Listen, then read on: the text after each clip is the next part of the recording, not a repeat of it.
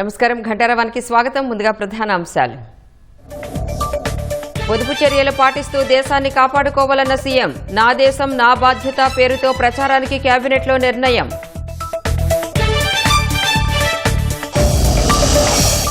$2 లక్షల కోట్ల పెట్టుబడులకు మంత్రివర్గం ఆమోదం. ఎంఎస్ఎంఈల కోసం ప్రత్యేక ఎక్స్చేంజ్ ఏర్పాటుకు గ్రీన్ సిగ్నల్.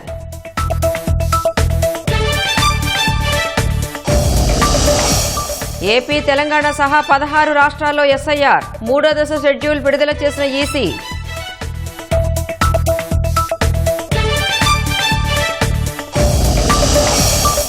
కేరళ సీఎం అభ్యర్థిగా వీడి సతీశన్ ఎంపిక.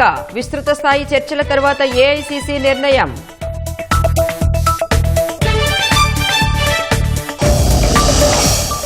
ఢిల్లీ ఎర్రకోట పేలుళ్లలో జిహాదీ కుట్రకోణం. నిందితులకు అల్ ఖైదాతో సంబంధాలున్నట్లు ఎన్ఐఏ ఛార్జిషీట్.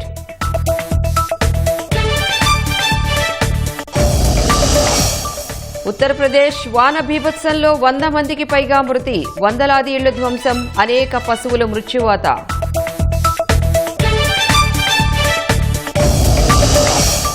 తైవాన్ విషయంలో జోక్యం చేసుకోవద్దన్న చైనా. విభేదాలు యుద్ధానికి దారితీస్తాయని ట్రంప్నకు హెచ్చరిక.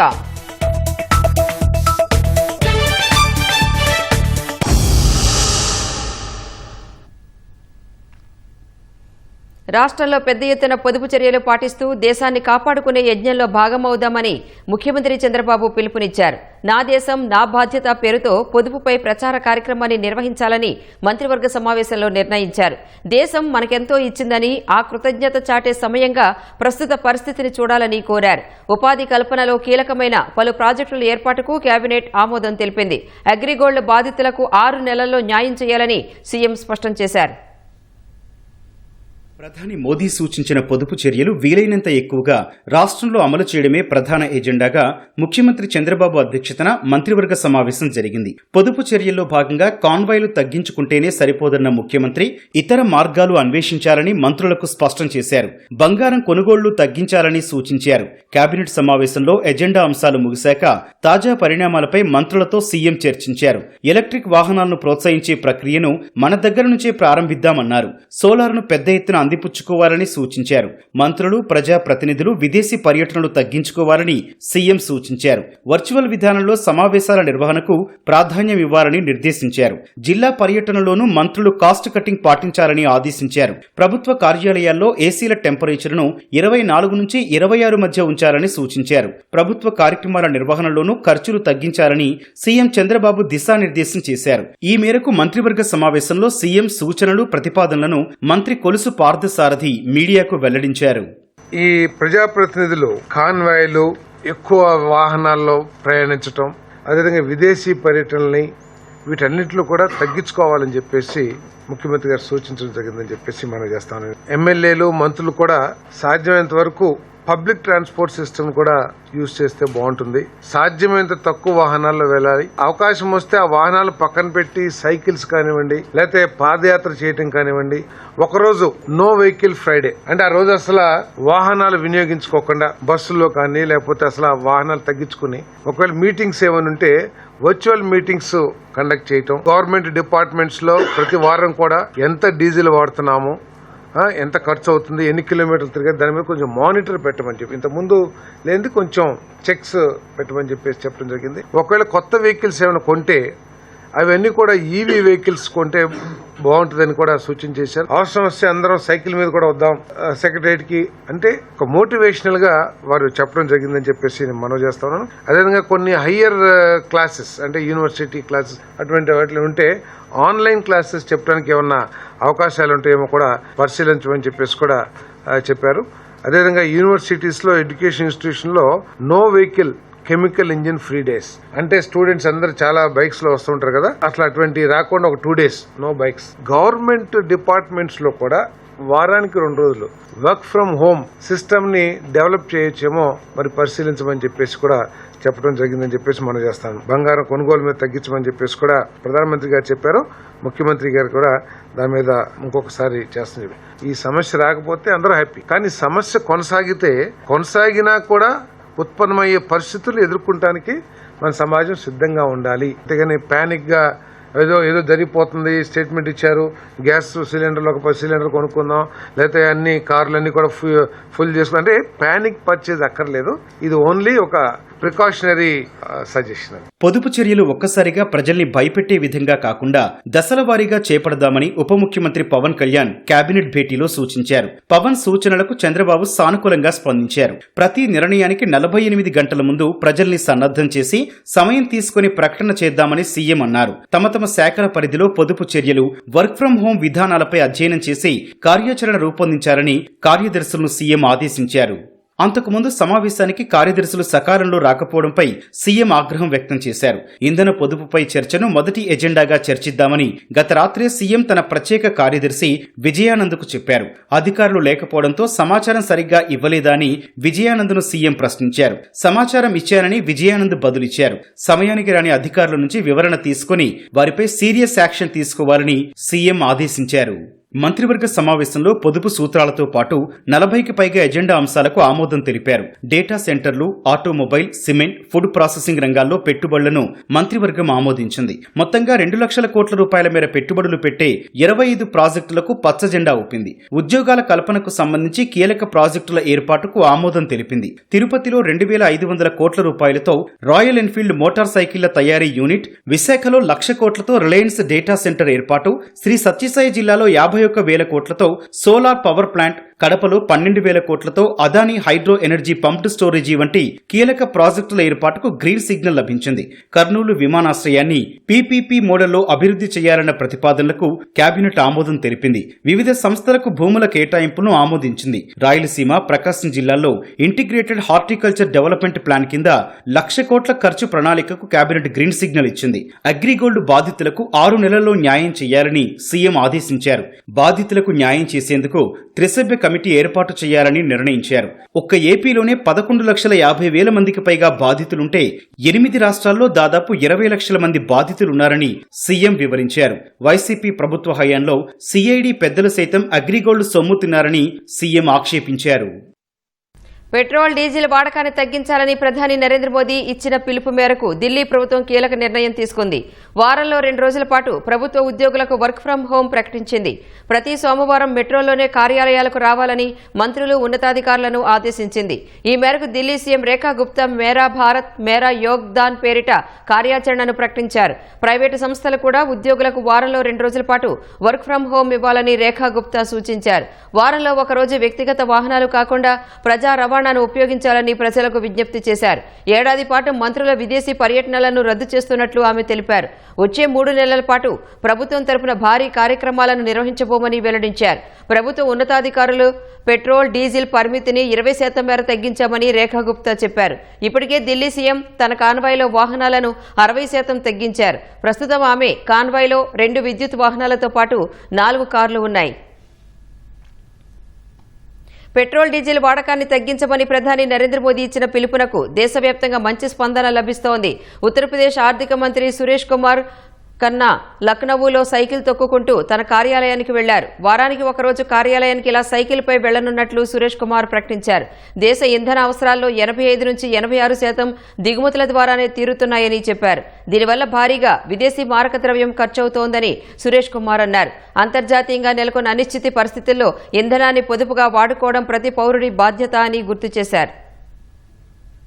ఈ నెల 30వ తేదీ నుంచి 16 రాష్ట్రాల్లో 3 కేంద్రపాలిత ప్రాంతాల్లో దశలవారీగా 3వ విడత ప్రత్యేక ఓటరు జాబితా పరిశీలన SIR ప్రారంభం కానుంది. ఈ మేరకు కేంద్ర ఎన్నికల సంఘం షెడ్యూల్ ప్రకటించింది. ఒడిషా, మిజోరం, సిక్కిం, మణిపూర్, దాద్రా నగర్ హవేలీ, డయ్యూ డామన్, ఉత్తరాఖండ్, ఆంధ్రప్రదేశ్, అరుణాచల్ ప్రదేశ్, హర్యానా, చండీగఢ్, తెలంగాణ, పంజాబ్, కర్ణాటక, మేఘాలయ, మహారాష్ట్ర, జార్ఖండ్, ఢిల్లీ, నాగాలాండ్, త్రిపురలో 3వ దశ ఎస్ఐఆర్ ప్రక్రియ కొనసాగుతుందని తెలిపింది. 3.94 లక్షల మంది బూత్ స్థాయి అధికారులు 36.73 కోట్ల మంది ఓటర్లకు సంబంధించి ఇంటింటికి వెళ్తారని పేర్కొంది. సెప్టెంబర్ 6న ఒడిషా, సిక్కిం, మిజోరం, మణిపూర్లో ఓటరు తుది జాబితాలను ప్రకటిస్తామన్న ఈసీ డిసెంబర్ 23న త్రిపురతో పూర్తవుతుందని ప్రకటించింది. 3వ దశతో హిమాచల్ ప్రదేశ్, జమ్మూ కాశ్మీర్, లడక్ మినహా దేశమంతటా ఎస్ఐఆర్ ప్రక్రియ పూర్తవుతుందని తెలిపింది. వాతావరణ పరిస్థితులను దృష్టిలో ఉంచుకుని హిమాచల్ ప్రదేశ్, జమ్మూ కాశ్మీర్, లదాఖ్ ఎస్ఐఆర్ షెడ్యూల్ ప్రకటిస్తామని పేర్కొంది. మొదటి 2 దశల్లో 13 రాష్ట్రాలు, కేంద్రపాలిత ప్రాంతాల్లో 59 కోట్ల మంది ఓట్ల వివరాలను పరిశీలించినట్లు ఈసీ ప్రకటించింది. కేరళ ముఖ్యమంత్రి ఎవరనే ఉత్కంఠకు తెరపడింది. ఈ అంశంపై 10 రోజుల నుంచి మల్లగుల్లాలు పడిన కాంగ్రెస్ అధిష్టానం కేరళ ముఖ్యమంత్రిగా వీడి సతీశన్ పేరును అధికారికంగా ప్రకటించింది. కేసీ వేణుగోపాల్, సతీశన్ మధ్య జరిగిన హోరాహోరీ పోటీలో అధిష్టానం సతీశన్ వైపే మొగ్గు చూపింది. ఈ అంశంపై బుధవారం కాంగ్రెస్ చీఫ్ మల్లికార్జున ఖర్గే, రాహుల్ గాంధీ సమావేశమై చర్చించారు. ఆ చర్చల్లో తీసుకున్న నిర్ణయం మేరకు ఈ మధ్యాహ్నం తిరువనంతపురంలోని కేపీసీసీ ప్రధాన కార్యాలయంలో జరిగిన కాంగ్రెస్ శాసనసభాపక్ష భేటీలో 61 ఏళ్ల వడస్సేరి దామోదరన్ సతీశన్ ను సీఎంగా ప్రకటించారు. ఎర్నాకుళంకు చెందిన Satheesan Kerala students union, national students యూనియన్లలో కార్యకర్తగా పనిచేశారు. 2001 నుంచి పరావూర్ నియోజకవర్గంలో వరుసగా 6 సార్లు శాసనసభకు ఎన్నికయ్యారు. ఇటీవలే ప్రతిపక్ష నేతగా పినరయ్ విజయన్ ప్రభుత్వంపై రాజీలేని పోరాటం చేశారు. 10 ఏళ్ల కమ్యూనిస్టుల పాలనకు తెరదించుతూ 140 స్థానాలు ఉన్న కేరళ శాసనసభలో కాంగ్రెస్ నేతృత్వంలోని యూడీఎఫ్ 102 సీట్లు గెలుచుకోవడంలో సతీశన్ వ్యూహాలు కీలకంగా పనిచేశాయి. అటు సీఎం పదవికి తనను ఎంపిక చేయడంపై కాంగ్రెస్ అధిష్టానానికి కృతజ్ఞతలు తెలిపిన సతీశన్ ప్రమాణ స్వీకారంపై త్వరలోనే వెల్లడిస్తానని చెప్పారు. As a single party, and I dedicate my chief ministership to the people of Kerala. We have promised many things, and I think we can build a team. That team will create many things. It will change Kerala. It will be a new era, a new Kerala. That is our target. We know that we are going through the tough times. Fiscal situation of Kerala is vulnerable. We are hopeful that we can change everything.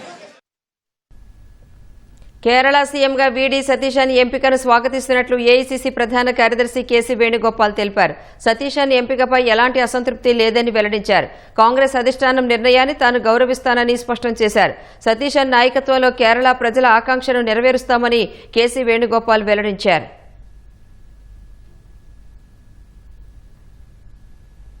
ఢిల్లీలోని ఎర్రకోట వద్ద జరిగిన పేలుడు ఘటనలో ప్రధాన సూత్రధారి ఉమర్ ఉన్ నబీ సహా 10 మంది నిందితులకు అల్-ఖైదాతో సంబంధాలు ఉన్నట్లు ఎన్ఐఏ తేల్చింది. ఈ ఘటనలో జిహాదీ కుట్రకోణం ఉన్నట్లు తెలిపింది. అందుకు సంబంధించి ఫోరెన్సిక్ సాంకేతిక ఆధారాలు లభ్యమైనట్లు ఎన్ఐఏ పేర్కొంది.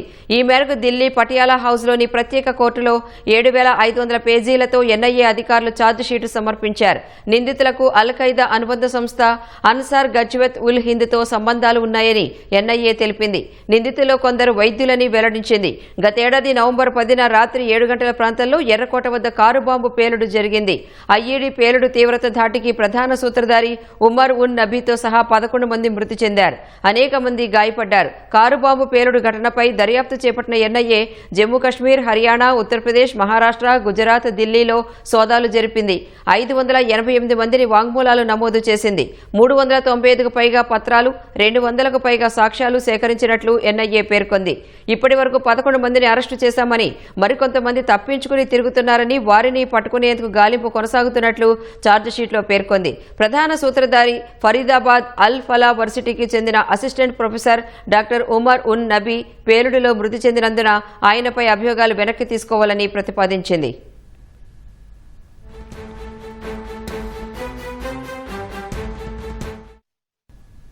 కేంద్ర మంత్రి బండి సంజయ్ కుమారుడు భగీరథ్ దాఖలు చేసిన పిటిషన్పై తెలంగాణ హైకోర్టులో విచారణ వాయిదా పడింది.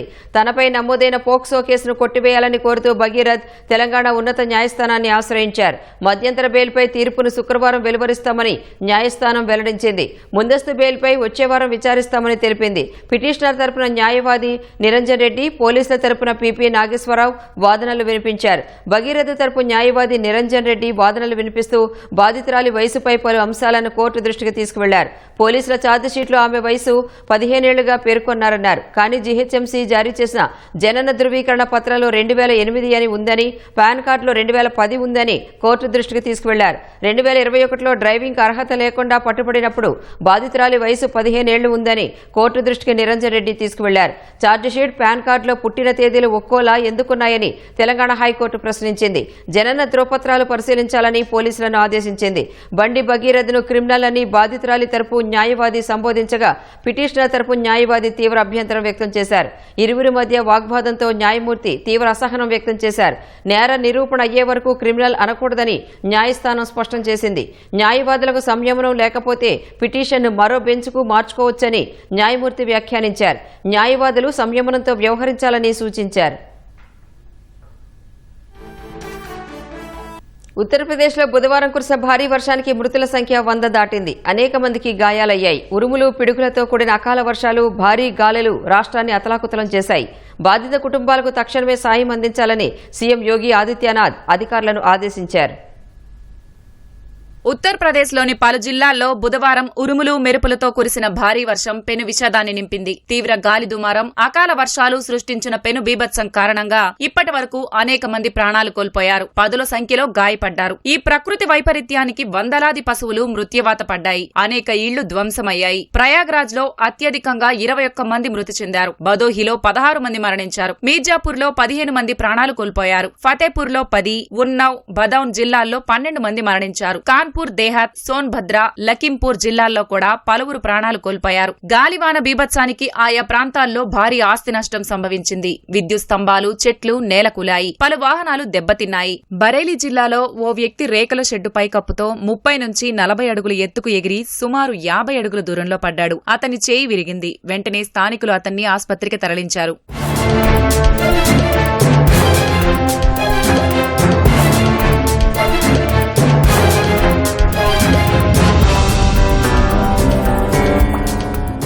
అకాల వర్షాల వల్ల జరిగిన ప్రాణ, ఆస్తి నష్టంపై యూపీ సీఎం యోగి ఆదిత్యనాథ్ అధికారులతో సమీక్షించారు. బాధిత కుటుంబాలకు 24 గంటల్లోగా ఆర్థిక సహాయం అందేలా చూడాలని అధికారులను ఆదేశించారు. డివిజనల్ కమిషనర్లు, కలెక్టర్లు స్వయంగా ప్రభావిత ప్రాంతాల్లో పర్యటించి బాధితులతో నేరుగా మాట్లాడాలని సూచించారు. వ్యవసాయ శాఖ, బీమా కంపెనీలు సమన్వయం చేసుకుని పంట నష్టాన్ని అంచనా వేసి నివేదిక సమర్పించాలని కోరారు. వర్ష ప్రభావిత ప్రాంతాల్లో ముమ్మర సహాయక చర్యలు చేపట్టాలని అధికారులను సీఎం ఆదిత్యనాథ్ ఆదేశించారు. అటు ఈ ప్రకృతి వైపరీత్యంపై సమాజ్వాదీ పార్టీ అధినేత అఖిలేష్ యాదవ్ తీవ్ర దిగ్భ్రాంతి వ్యక్తం చేశారు. అకాల వర్షాల కారణంగా సంభవించిన మరణాలపై ఆందోళన వ్యక్తం చేసిన ఆయన ప్రభుత్వం యుద్ధ ప్రాతిపదికన సహాయక రక్షణ చర్యలు చేపట్టాలని డిమాండ్ చేశారు. క్యూములోనింబస్ ప్రభావంతోనే ఉత్తరప్రదేశ్లో భారీ వర్షాలు కురిశాయని వాతావరణ శాఖ తెలిపింది. శబరిమల ఆలయంతో సహా వివిధ మతపరమైన ప్రదేశాల్లో మహిళల పట్ల వివక్ష, మత స్వేచ్ఛపై దాఖలైన పిటిషన్లపై తీర్పును సుప్రీంకోర్టు వాయిదా వేసింది. సుప్రీంకోర్టు ప్రధాన న్యాయమూర్తి జస్టిస్ సూర్యకాంత్ నేతృత్వంలో 9 మంది సభ్యులతో కూడిన రాజ్యాంగ ధర్మాసనం ఈ కేసును 16 రోజుల పాటు విచారణ జరిపింది. Solicitor general Tushar Mehta, senior న్యాయవాదులు సిఎస్ వైద్యనాథన్, అభిషేక్ సింఘ్వి, ముకుల్ రోహత్గి, ఇందిరా జైసింగ్ల వాదనలను ధర్మాసనం పరిగణలోకి తీసుకుంది. విచారణకు ముందు శబరిమల ఆలయంలోకి ఋతుక్రమం, వయసు మహిళల ప్రవేశంపై ఉన్న నిషేధాన్ని సమర్థించాలని కేంద్రం లిఖితపూర్వకంగా విజ్ఞప్తి చేసింది. ఈ అంశం పూర్తిగా మత విశ్వాసాలకు సంబంధించినది అయినందున న్యాయ సమీక్ష పరిధిలోకి రాదని పేర్కొంది. 2018 సెప్టెంబర్లో 5 న్యాయమూర్తుల ధర్మాసనం 4:1 మెజారిటీతో శబరిమల ఆలయంలోకి మహిళల ప్రవేశంపై ఉన్న నిషేధాన్ని ఎత్తివేసింది. 2019 నవంబర్లో అప్పటి సీజేఐ రంజన్ గొగోయ్ నేతృత్వంలోని బెంచ్ ఈ వివాదంతో పాటు ఇతర మతాల్లోని మహిళలపై వివక్ష అంశాలను 9 మంది సభ్యులతో కూడిన ధర్మాసనానికి బదిలీ చేసింది. చైనా పర్యటనలో ఉన్న అమెరికా అధ్యక్షుడు ట్రంప్నకు చైనా అధినేత జిన్పింగ్ తీవ్ర హెచ్చరికలు చేశారు. తైవాన్ విషయంలో 2 దేశాల మధ్య ఉన్న విభేదాలు యుద్ధానికి దారితీస్తాయని హెచ్చరించారు. ఈ మేరకు చైనా అధికారిక వార్తా సంస్థ జిన్హువా వెల్లడించింది. గ్రేట్ హాల్ ఆఫ్ పీపుల్లో రహస్యంగా జరిగిన ఈ భేటీలో తైవాన్ అంశాన్ని సరిగా నిర్వహిస్తేనే అమెరికా చైనా సంబంధాలు స్థిరంగా ఉంటాయని జిన్పింగ్ తేల్చి చెప్పారు. కానీ అమెరికా జోక్యం పెరిగితే అది ఇరు దేశాల మధ్య ముప్పుగా మారుతుందని, దౌత్య సంబంధాలే ప్రమాదంలో పడతాయని హెచ్చరించారు. ప్రపంచ గత శతాబ్దంలో చూడని మార్పులను ఎదుర్కొంటోందని ఈ తరుణంలో రెండు పెద్ద ఆర్థిక వ్యవస్థలు ప్రత్యర్థులుగా కాకుండా భాగస్వాములుగా ఉండాలని జిన్పింగ్ హితవు పలికారు. పరస్పరం సహకరించుకుంటేనే ఇద్దరికీ లాభమని, ఘర్షణ పడితే ఇద్దరికీ నష్టమేనని వివరించారు. మరోవైపు ద్వైపాక్షిక సమావేశంలో ట్రంప్, జిన్పింగ్ కీలక అంశాలను ప్రస్తావించారు. వాణిజ్య లోటును తగ్గించడం సహా అమెరికా వ్యవసాయ ఉత్పత్తులు, విమాన విడిభాగాలను కొనుగోలు చేయాలని ట్రంప్ కోరారు. వాణిజ్య యుద్ధం వంటి పరిణామాలు పునరావృతం కాకుండా ప్రత్యేక బోర్డు ఏర్పాటుపై ఇరువురు నేతలు చర్చించారు. ఈ సమావేశంలో జిన్పింగ్ ను ట్రంప్ గొప్ప నాయకుడిగా అభివర్ణించారు. కలిసి నడిస్తే ఇరు దేశాలకు అద్భుత భవిష్యత్తు ఉంటుందన్నారు. తమ సంబంధాలు గతం కంటే మెరుగ్గా ఉండబోతున్నట్లు తెలిపారు.